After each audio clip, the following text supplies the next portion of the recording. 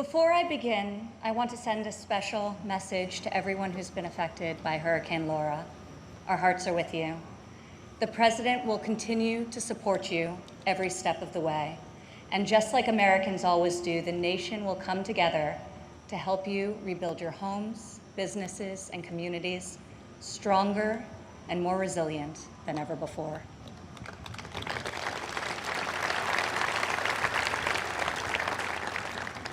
Four years ago, I introduced to you a builder, an entrepreneur, an outsider, and the people's nominee for President of the United States. Tonight, I stand before you as the proud daughter of the people's president.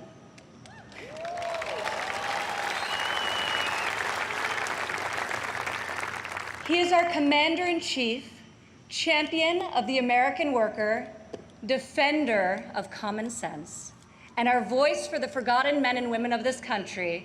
He is our president and my father, Donald J. Trump.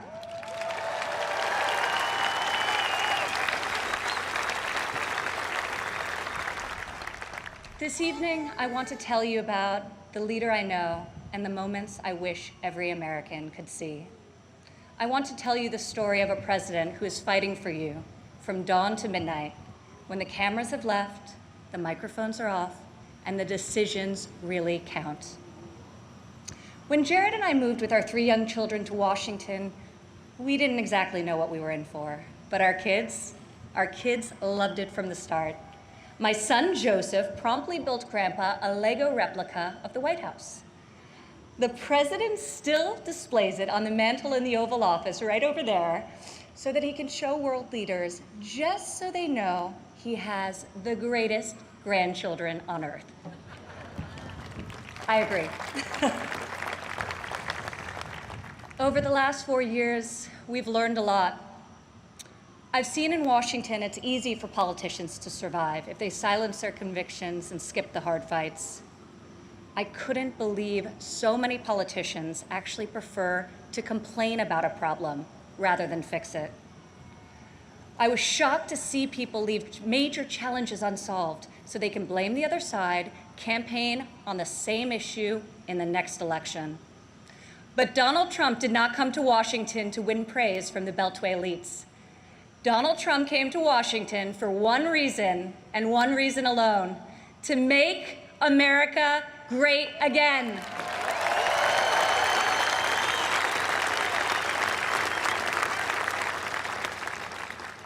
My father has strong convictions. He knows what he believes, and he says what he thinks. Whether you agree with him or not, you always know where he stands. I recognize that my dad's communication style is not to everyone's taste, and I know that his tweets can feel a bit unfiltered, but the results speak for themselves.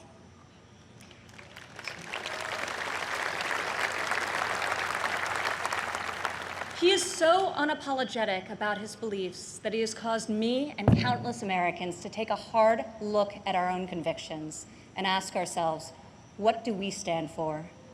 What kind of America do we want to leave for our children?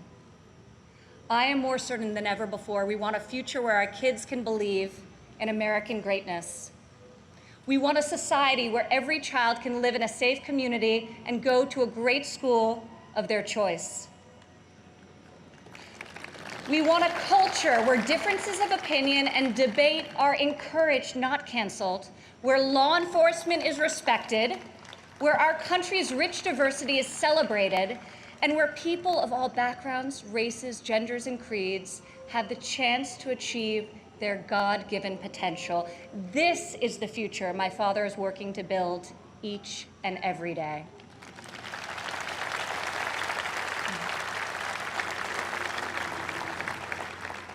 Building, after all, is what he's done his whole life.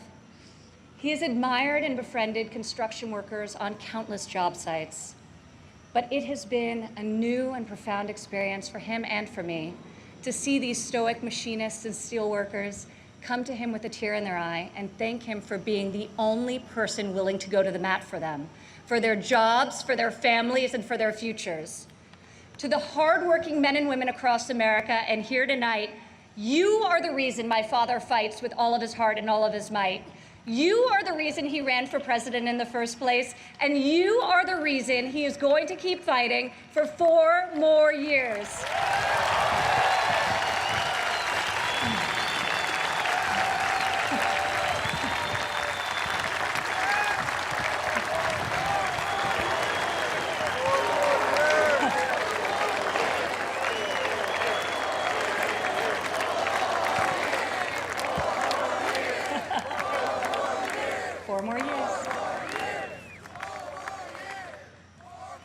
I remember one evening in early February of 2018, we were in the Oval Office with my father's top economic advisors, and the president was pushing to keep the promise he made to renegotiate the bad trade deals that had gutted millions of middle-class jobs.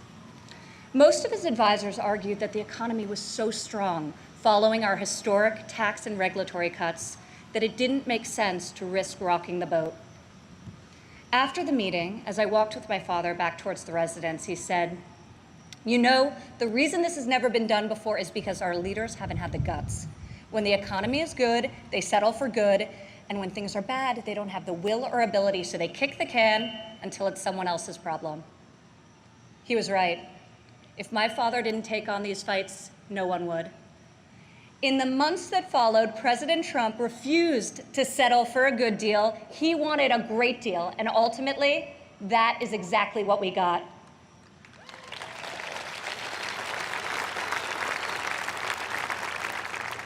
I remember each time he was updated on the progress of the new trade deal with Mexico and Canada, he would say, "Don't let down those dairy farmers I met in Wisconsin. I don't want them to like this deal. I want them to love it."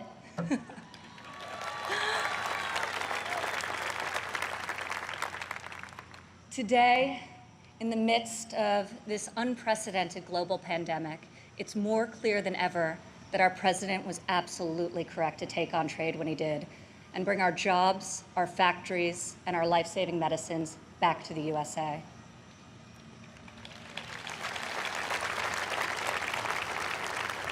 As our nation endures this grave trial, I pray for the families who are mourning the loss of a loved one, for those who are battling COVID-19, and for the first responders and the healthcare heroes who remain on the front line of this fight.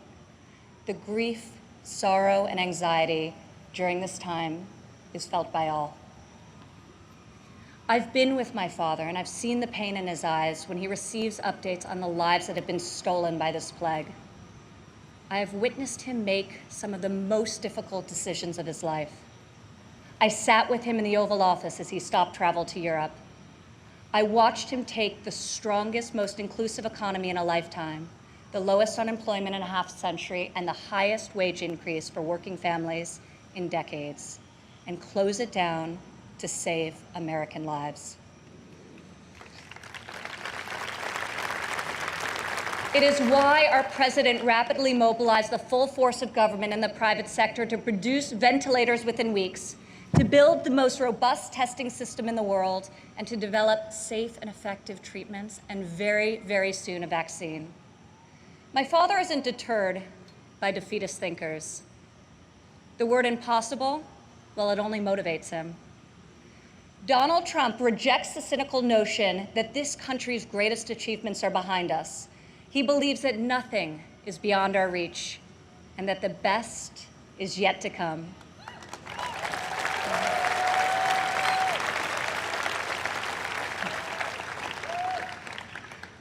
I have seen all of my life how my dad believes in the potential of each individual. Earlier this evening, we were all inspired by the incredible testimony of Alice Johnson, a great-grandmother who was sentenced to life in prison for a first-time nonviolent drug offense. I was with my father when he decided to commute Alice's life sentence. Together, we watched Alice leave prison after nearly 22 years. As she ran into the arms of her family and they celebrated a joyful reunion, my father got very quiet. I could see the emotion on his face. After a long silence, he looked at me and said, "Imagine how many people there are just like Alice." From that point on, he became a voice for those who had been unfairly silenced in our prison system. President Trump rectified the disparities of the 1994 Biden crime bill that disproportionately hurt African Americans. Against all odds, he brought together Republicans and Democrats and passed the most significant criminal justice reform of our generation, and we're just getting started.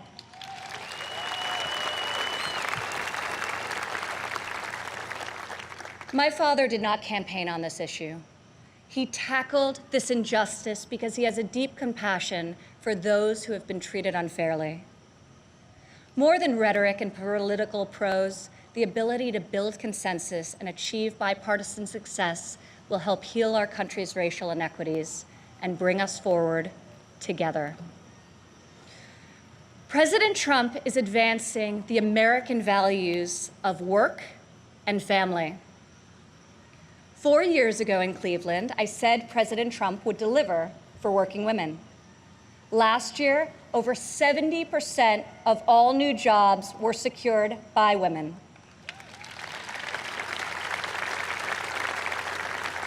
Four years ago, I told you my father would focus on making childcare affordable and accessible. In President Trump's first term, we secured the largest ever increase for childcare funding, giving more than 800,000 low-income families great childcare at a cost they can afford. As part of Republican tax cuts, in 2019 alone, our child tax credit put over $2,000 into the pockets of 40 million American families. Democrat politicians recently introduced a plan to increase the child tax credit.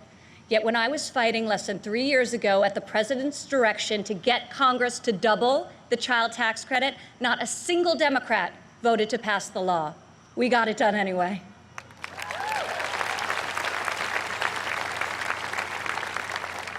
Four years ago, I promised that President Trump would support mothers in the workforce. In his first year in office, he signed into law the first ever national paid leave tax credit. Today, 8 million more Americans have access to this benefit.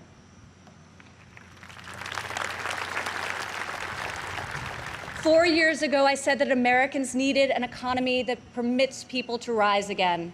During President Trump's first 3 years in office, 72% of all new jobs went to Americans who had been outside of the workforce. 4 years ago, I told you I would fight alongside my father, and 4 years later, here I am.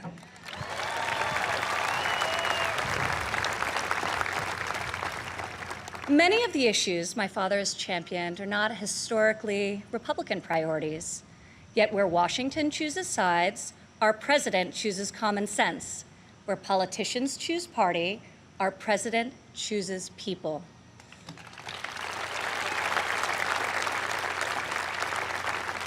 Since the day he took the oath of office, I've watched my father take on the failed policies of the past and do what no leader has done before.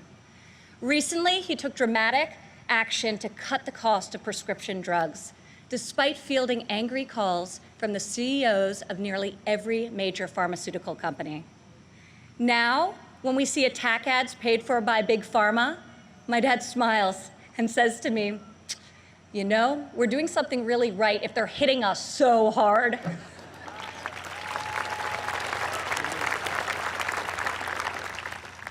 This spring, our president saw that American crops were going to waste because food supply chains were disrupted by the virus.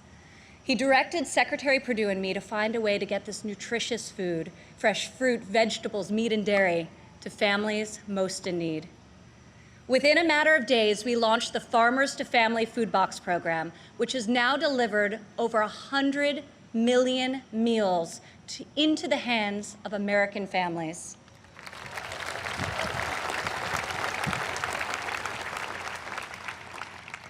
To protect the most vulnerable among us, I've worked alongside the president as he signed into law 9 pieces of legislation to combat the evil of human trafficking.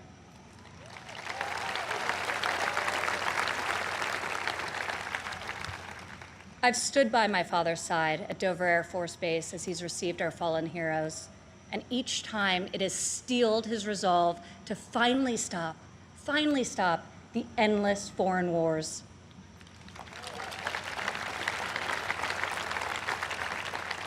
To change the paradigm in the Middle East, he took a fresh approach.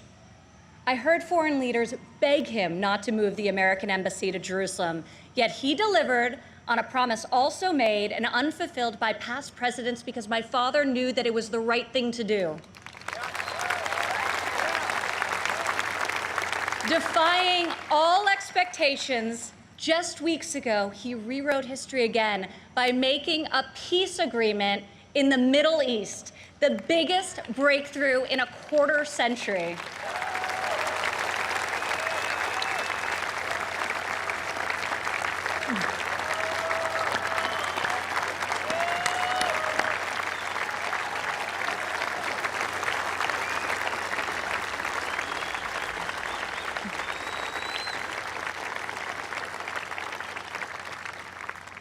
For the first time in a long time, we have a president who has called out Washington's hypocrisy, and they hate him for it.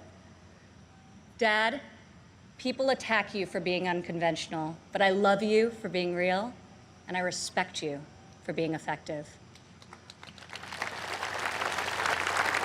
Our president refuses to surrender his beliefs to score point with the political elite. To my father, you are the elite. You are the only people he cares about scoring points with. If these problems were easy to solve, previous presidents would have done so. But you don't achieve different results by doing things the same way.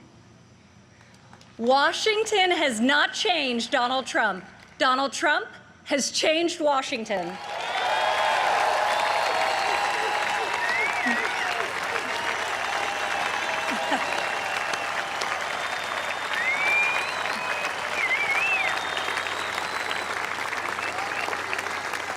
America doesn't need another empty vessel who will do whatever the media and the fringe of his party demands.